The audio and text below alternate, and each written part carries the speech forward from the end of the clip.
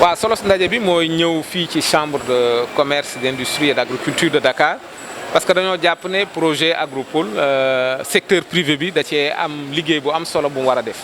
parce que nguurug Sénégal bi mu taxawalee ne day taxawal projet Agropole yi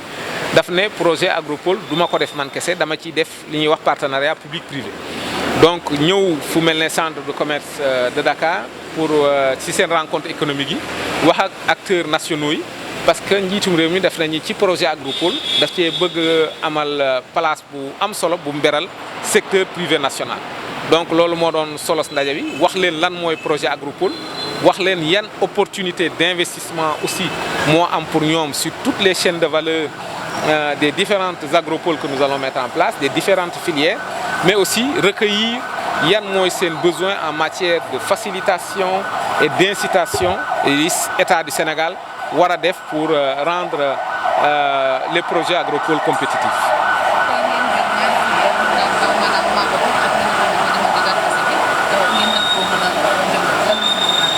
waaw dañuy préciser ne comme dañ ne projet Agropole dañ koo def de manière zonale dañ ne zone bu ne ci Sénégal dañ koy def Agropole dañoo jël Sénégal ñu xaaj ko juróomi pàcc benn projet bi yi ngay wax mooy mango jeeg kaju ji ma ngi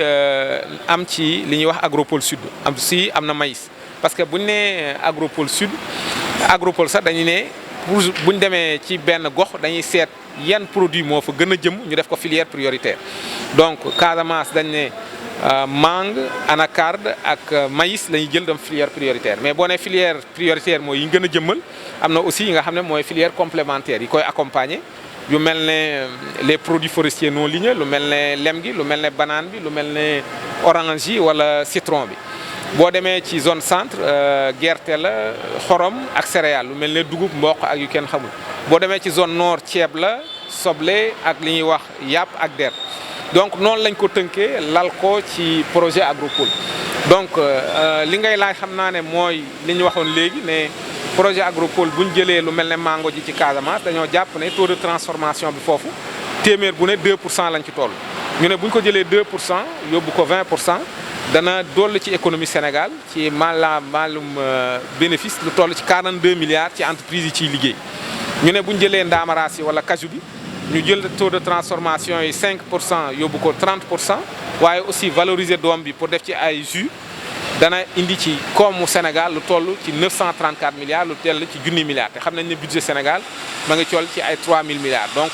ñetti xaaju budget Sénégal donc wane rek ci benn projet Agropole Sud maanaam lim mën a indil ci koomu Sénégal waaye aussi di wax ne am na préoccupation bu am solo loo xam ne dafa yitteel njiitum réew mi njiiteel askanu Sénégal yëpp mooy xëyum ndaw mi te projet Agropole da cee nar a indi jéego yu am solo wax nañ ne nombre d'emplois yi nar a créé ci Agropole Sud mu toll ci 14 500 emplois directs 35 000 emplois indirects mais dañ ne ci objectif ak indicateur u projet yi dañ ne emplois yooyu ñuy créé dañu fexe ba 60% ñu jagleel ko ndaw ñi waaye aussi 50% ñu jagleel ko jigéen ñi donc voilà loolu mooy. njàqare gu ci maanaam bu ñu xoolee bu baax ni Sénégal fukki këru liggéeyukaay yoo jël juróom-ñeent yi ay këru liggéeyukaay yu ndaw la te yi koppar yi ñuy tudd ay koppar yu bari la ndax amul njàqare ci wàllu boobu ngir ñoom ñu gën a mën a dugal seen loxo ci mbir mi. waaw koppar yi ngay dégg mooy investissement public bi loolu xam nga boo nee Agropole da ngay def yoon def ay indi courant indi. li ñuy wax xarale yu bees yi internet tabax bâtiment yi pour fi ñu mën a nekk tabax ay école pour ñu fa nar a liggéey tabax centre de formation ay laboratoire loolu mooy investissement public moo toll ci 57 milliards 600 pour Agropole Sud waaye boo seetee investissement privé 103 milliards la mais 103 milliards du ne kenn koy indi dañ ne non seulement Agropole bi danañ fexe ba petite moyenne industrie yi ak petite moyenne entreprise yi gis ci seen bopp te loolu dañ ciy taxawal liggéey kuréel gu mel ne bureau de mise à niveau jàppale leen aussi ci instrument de financement yi nga xam ne nguurug Sénégal taxawal na ko pour financer petite moyenne industrie mais aussi ña ngi ciy xaar entreprise yi parce que loolu aussi mooy solo sa Agropole lëkkale industrie yu ndaw yi ak industrie yu mag yi parce que damay joxe exemple ci mango ji léegi ne groupe Kirène dafa ne dafa soxla purée de mangue bu bëri mais moom xëy na du am jotu def purée de mangue bi am na petite moyenne industrie yi déjà yu ci liggéey ñooñu dañuy fexe ba ñuy def contractualisation ak lu mel ne groupe Kirène di ko fournir en purée de mangue donc danañ fexe daal ba petite moyenne industrie yi ñu fa fekk wala yi nar a taxaw ci agropole bi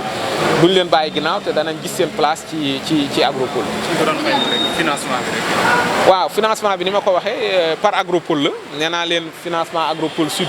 57,6 milliards la ñu am ci gouvernement Sénégal daf ci indi wàllam lu am solo ci budget bi. Banque africaine de développement ak Banque islamique de développement indi yeneen partie financement bi boo demee ci agropole centre wax naa leen financement yi nu mu toll na daanaka ci plus de 60 milliards loolu ngir réewum Belgique indi na ci déjà 22,5 millions d'euros subvention Banque africaine de développement ne dana ci indi juróom-benn fukki millions de dollars Banque européenne d'investissement ne dana ci indi juróom fukki millions d'euros noonu lañ ko toppee ci agropole yi agropole centre nord agropole ouest aussi noonu lañ nar a tënk financement bi réewum Sénégal toujours day jël ci budget mais wut ci aussi parce que projet yi 10 la pour réew mi wut ay kuréel yoo xam ne da koy jàppale ci wàllum financement bi. suñ ko xamee léegi projet yi ko ñaata la. wax na comme ni ma ko waxee léegi buñ jëlee financement yépp ci projet agropole dana ëpp juróom téeméeri milliards ci wàllum financement ci projet agropole yi.